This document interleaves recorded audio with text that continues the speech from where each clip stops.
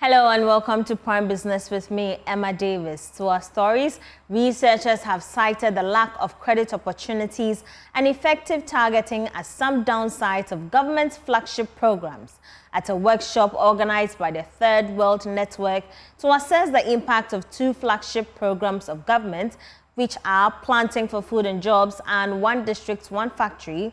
Lead researcher for the project, Dr. Faustina Obeng, highlighted the lack of targeted credit support as a major challenge to the two initiatives. There is more in this report. In 2017, government launched two flagship programs, One District, One Factory, and Planting for Food and Jobs to revive Ghana's domestic manufacturing and agriculture sectors. On Planting for Food and Jobs, the report highlighted the poor credit management system and the lack of available markets for produce. The report, which was commissioned by the Third World Network, was on the impact of government's flagship programs in the southern sector. Dr. Faustina Obeng is the research lead for the project. Although there is a general reach of farmers, because over the years the cost of the inputs of the PFJ increased, we saw that many small-scale farmers who could not access their inputs without some credits could no longer use the package. The package is an improved seeds with a fertilizer, but also with extension support. For many of these improved seeds, they are heavily dependent on fertilizers because they suck a lot of nutrients. And so without being able to afford the fertilizer, even if you afforded the seeds, your productivity would not likely increase. We all see what the slight increase in import bills meant for fertilizers within the PFJ. So we need to have a long-term plan, improving productivity with locally available materials and only supplementing it with a slight fertilizer or mineral fertilization that we can afford. On the One District, One Factory initiative, Dr. Obeng cited the lack of funding and constant supply of raw materials as a major challenge. The level of the loan to be able to put up a whole factory, keep the factory running, was the challenge. For some of the factories that are still running, it's because the owners or the management of the factories are injecting additional private funds into the factory. Then the other thing is we assume that raw materials would not be a challenge. Some of the factories are lucky, raw materials is not a challenge per se, but quite a number of the factories are also struggling to access raw materials because it turns out that we don't have an overproduction of crops that would feed into raw material. Coordinator of the Third World Network, Dr. Yao Graham, details the rationale of the report. So we saw the initiative as positive, but we also knew how challenging those initiatives are because it's been tried before, but we are still here for these two initiatives to be tried again. And our hope in launching this research was the big picture objective was to find out how the issue of structural economic transformation informed the design of the two projects. The two projects, do they have a coherence? Are they coordinated in terms of how they are supposed to link up? Meanwhile, the General Agricultural Workers Union is lamenting the delay in implementation of the Planting for Food and Jobs Phase 2. According to the union, despite information circulating about the second phase of the program, it is yet to reflect on the grounds. Speaking on Business Live earlier, General Secretary of the union said farmers have not yet received any inputs under the second phase. In the practicality of things, we don't believe in theory. If you talk about the PFG 2.0, that is the part 2, where is it? Does it exist in theory or it exists in practice? When you go to the ground, will you find it there? If it is not there, it means it does not exist.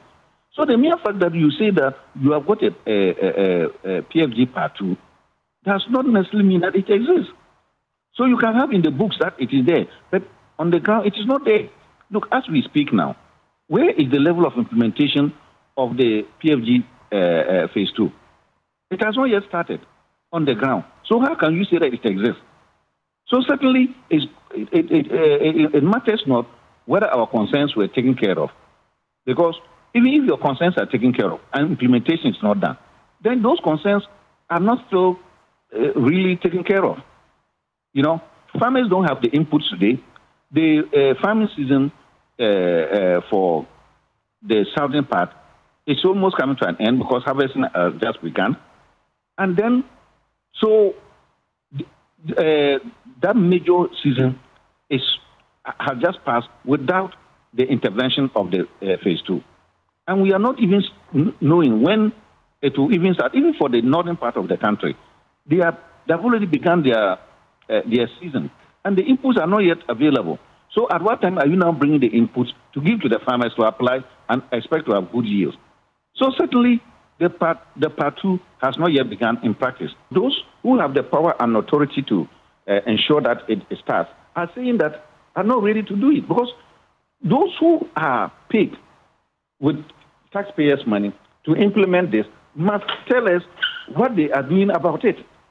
Because you can't be telling us that there's part 2, and when on the ground, go and ask the farmers whether they are experiencing anything like part 2. Chief Government Statistician Professor Samuel Kobina-Enim has revealed that the educational and employment status of the heads of households has an enormous impact on the poverty status of a family. He disclosed this at the launch of the Multi-Dimensional Poverty Index report in Accra. The report tells an important and persistent story about how prevalent poverty is within the Greater Accra region and provides insights into the lives of poor people. More in the following report. This National Multidimensional Poverty Index aims to complement traditional monetary poverty measures by offering a deeper insight into the multiple deprivations experienced by the poor, thereby providing valuable data for crafting more targeted and effective poverty reduction strategies. Government statistician Professor Samuel Enim emphasized in an interview with Joy Business that the report highlights the importance of directing development effort to specific geographical areas. Why we do this is that it provides policymakers with a direct tool on how to intervene. And as we said, we identify households that have simultaneous deprivations across these indicators that I talk about. So in one particular area, their challenge could be that they have children at a given age that are expected to be in a class that they are below or behind that class. So in that particular geographical area, that should be the focus. In another area, it could be an issue of overcrowding. In another area, it could be an issue of school attendance. So it gives very specific targets for different geographical areas, and that is what we think would help have a balanced development going forward. Professor Samuel Enim shared key findings of the privations within the Greater Accra region. You might assume that at the regional level it's doing very well, but you'd find pockets of areas within the region that are not performing well. What we really want to do with this is even go beyond the regional reports, which is giving us the performance of each district, and narrow down on each district and see the locality level variations that we have. So, and we are pretty sure that we're going to see also intra-district, as we see in intra-regional disparities when it comes to multidimensional poverty index. Another finding that I think is broadly standing out is the real importance of employment and education characteristics of the head of household. One would say that this goes without saying, but if we really know that reducing unemployment would eventually help us bring down our multidimensional poverty index, then this is a right opportunity to do that. So these heads of household characteristics broadly have shown to influence the household status when it comes to multidimensional poverty. The Multidimensional Poverty Index report comprehensively covers all 261 metropolitan, municipal, and district assemblies.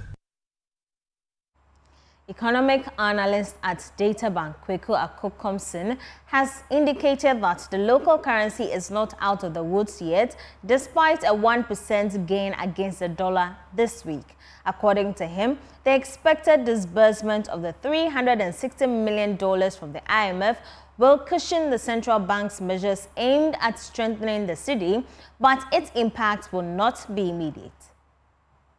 First, I would say it may be just early days yet.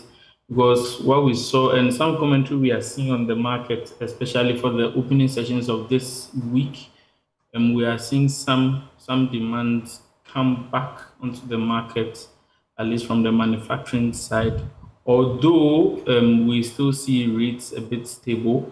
So I think it will be more prudent for us to really wait and see how the pressures fully emanate across the week and also translate in terms of if there are any speculative underlying activities also driving the depreciation as we see. Most of the discussion on this subject matter is mainly stemming from the doubling down the central bank governor made in the presser for the MPC, that as much as possible, they have the means to intervene and come into the market. And given that we are looking up to about 360 million from the IMF, looking at the 250 that we got from the World Bank and also about 100 million from the African Development Bank, I mean, this is quite significant in terms of strengthening the central bank's intervention capacity. I think the only doubt thrown in this subject matter is the fact that one of the key objectives of the IMF program is to rebuild our international reserves sustainably. I think that's the one key thing we try to look at. But on the face of it, I mean, that helps get some liquidity in the market and also helping any intervention from the central bank. So like we are mentioning, it could be significant, but not necessarily in the very immediate scenarios. We are looking at a more medium-term scenario where the central bank is more stable in terms of its reserve position and then intervene on the market. Ghana's inflation is expected to end 2024 at 20.9%. This is captured in the African Development Bank's African Economic Outlook. There is more in this Business Desk report. This is higher than the 17.4% it earlier predicted. It also means inflation would remain outside the Bank of Ghana bound of 8% plus or minus 2%. The outlook, is said, is clouded by several factors. They are the impact of fiscal consolidation under the post-COVID program for economic growth, the lingering effects of Russia's invasion of Ukraine, limited access to finance and foreign exchange, and global microeconomic shocks. However, it's said microeconomic management policies could mitigate the risks. Meanwhile, the average consumer price inflation in Africa is estimated to have increased by 3.0% to 17% in 2023, from 14.0% in 2022.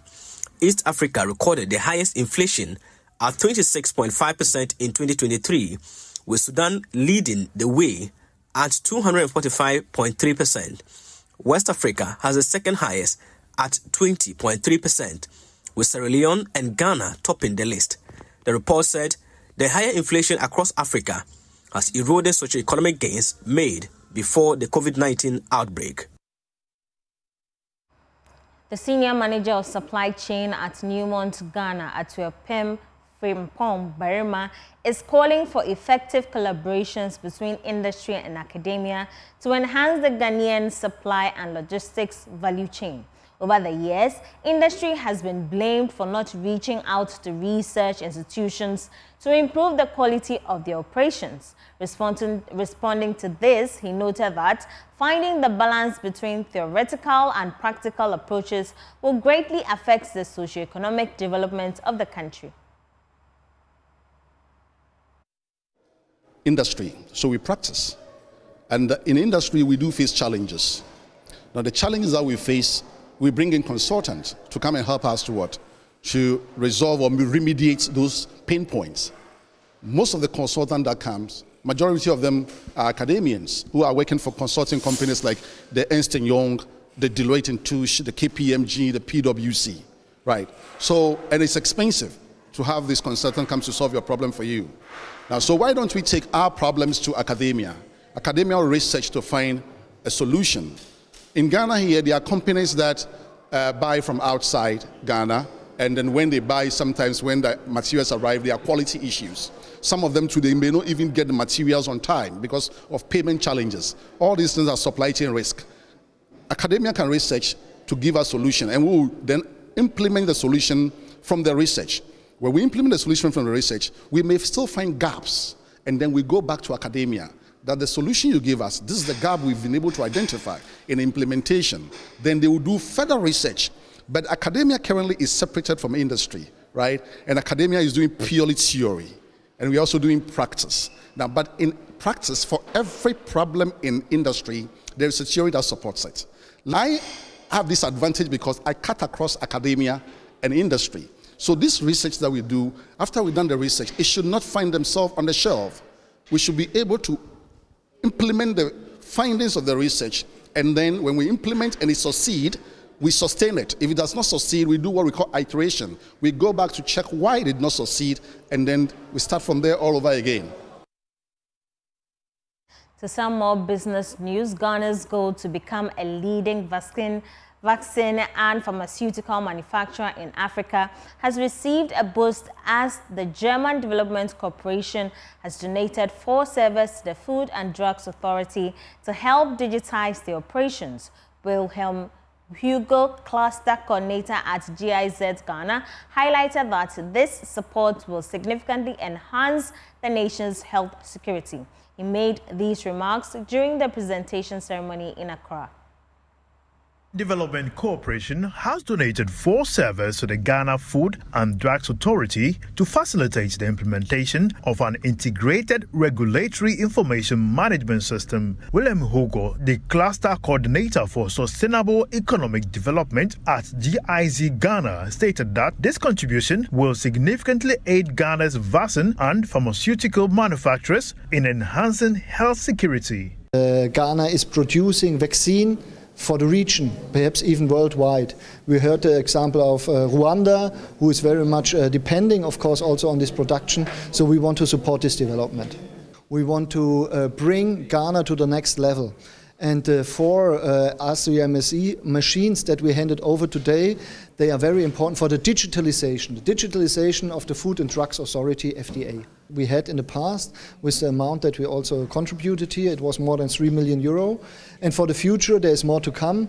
And I think it's very important for the economic development, but of course also for the whole population of Ghana, that this topic of vaccine and vaccine production is further developed. Seth Sianeke is the Deputy CEO in charge of health product at the Ghana Food and Drug Authority. There has been a major boost because since the President expressed the interest for us to become a vaccine manufacturing country, the aspect of regulation has not been left out. Everybody understands that without a strong regulator, the vaccines that we produce will not get a good market. So since then, the FDA has been preparing seriously to regulate the vaccines that we produce in Ghana. And this afternoon's presentation of service will help us to be able to get closer to that goal that we have put before us. We have 2 companies that are preparing to start fill and finish of vaccines. So what Ghana is trying to do is to do backward integration. We'll start with fill and finish, and then we'll be integrating backwards. So it's hoped that maybe within 5-10 years we'll be producing our own vaccines in Ghana. These servers will help the Food and Drug Authority to digitalize their regulatory operations, including the lot release for vaccine manufacturing, and will allow clients to submit and track their applications online. EcoBank Ghana, as part of their resolve to instill the habit of saving in their customers, is seeking to reward customers under its EcoBank Million Gang promo.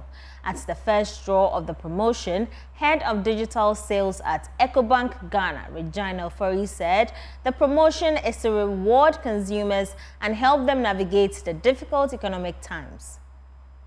The first draw of the EcoBank Million Gang promo sought to reward over 2,500 customers. About 60 customers won cash prizes ranging from 2,000 Ghana cedis to 10,000 Ghana cedis, while others won gift vouchers and other prizes. In an interview, head of digital sales at EcoBank Ghana, Regina Ofori, entreated individuals to cultivate the habit of savings and participate in order to stand the chance of winning. The ultimate goal of the promotion, like I said, is basically thank you to our customers. And we've done this for 3 years running.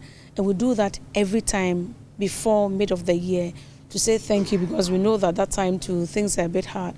But we also believe that as we do that, we also use that as lessons for our customers as well. So it's also a way of encouraging our customers to also cultivate the habit of savings. And that's why we're saying that when you deposit the amount in your account, please let it stay for 7 days minimum, so that our customers also get into the habit of savings and keeping money, because that's the only way we can create wealth for ourselves and our customers as well. We had 5 of our customers walking away with 10,000 Ghana cedis each. We had another set of 10 people that walked away with 5,000 Ghana cedis. We gave 2,000 Ghana cedis and 2,500 Ghana cedis as well. And then we've had over 2,000 people walking away with airtime. We've given gift vouchers and fuel vouchers as well. The EcoBank Million Gang promo, which will end in July, is seeking to reward over 7,000 customers in total. That's it for Prime Business tonight. I am Emma Davis. For more news, do log on to myjoyonline.com. I leave you with international business. Have a good evening.